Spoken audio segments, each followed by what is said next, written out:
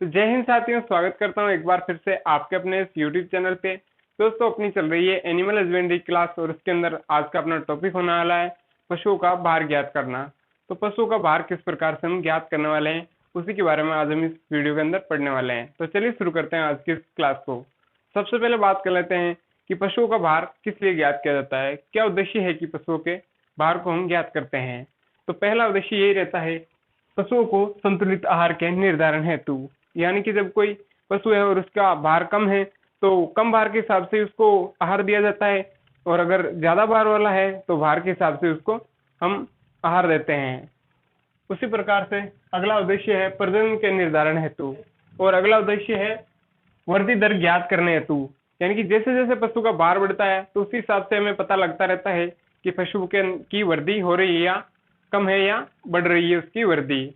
और अगला उद्देश्य है मांस के निर्धारण हेतु, तो जैसे जैसे उसका भार बढ़ेगा वैसे वैसे पशु का मांस भी बढ़ेगा, तो इस प्रकार से मांस का निर्धारण भी कर सकते हैं। अगला उद्देश्य होगा कि पशु के स्वास्थ्य के निर्धारण हेतु, अगर पशु स्वस्थ होगा तो उसका भार बढ़ने लगेगा, और अगर पशु का स्वास्थ्य अच्छा नहीं होगा तो उसका भार बढ़ेगा नहीं बल्कि वहीं का वही रह जाएगा। इससे हमें पता चलता है कि पशु अस्वस्थ है या फिर कुपोषण का शिकार है। हम बात कर लेते हैं कि किन किन विधियों से पशु के भार को ज्ञात कर सकते हैं। तो इसकी दो विधियां होती है, पहली है सूत्र द्वारा और दूसरी है मशीन के द्वारा।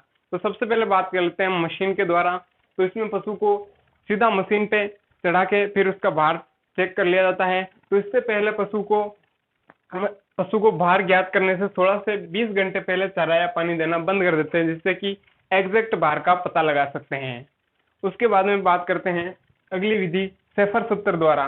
तो इसके अंदर एक सूत्र के द्वारा एक अनुमानित भार ज्ञात किया जाता है। तो कैसे करते हैं, जिसके अंदर वजन को पाउंड के अंदर मापा जाता है, और एक पाउंड होता है 0.45 किलोग्राम के बराबर। तो इसके अंदर सूत्र होता है L इंटू सी का स्क्वायर बटा 300। इसके अंदर L होता है पशु की लंबाई।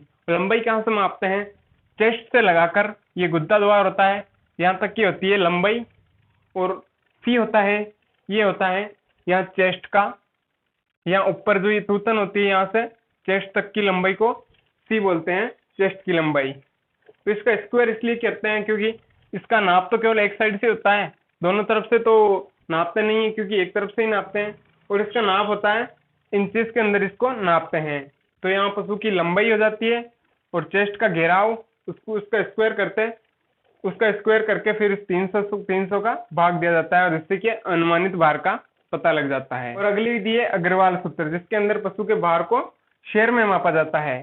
शेफर सूत्र में किसमें मापा जा रहा था, पाउंड के अंदर, और यहाँ किसमें, शेर के अंदर मापा जाता है। और एक शेर कितने के बराबर होता है, 0.93 किलोग्राम के लगभग, यानी कि 930 ग्राम होता है एक शेर। और इसके अंदर सूत्र होता है वो होता है L इंटू सी बटा ए, जहां पर ए ये कांस्टेंट होता है, ये डिपेंड करता है पशु की लंबाई पे।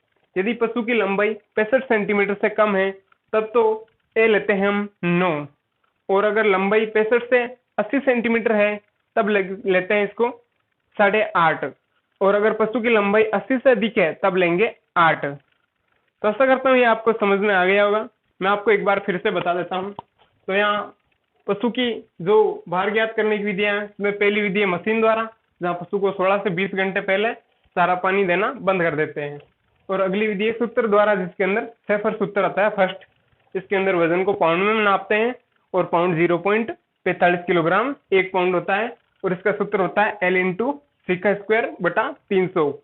और यहाँ पर L पशु की लंबाई हो जाती है और सी सीने का घेराव हो जाता है। और अगली विधि है वो है अग्रवाल सूत्र, जिसके अंदर पशु के भार को शेर में मापते हैं, जिसके अंदर एक शेर होता है 0.93 किलोग्राम के बराबर, और इसका सूत्र हो जाता है L इंटू सी बटा ए, जहां पर एक कांस्टेंट होता है और ए का मान डिपेंड करता है पशु की लंबाई पे।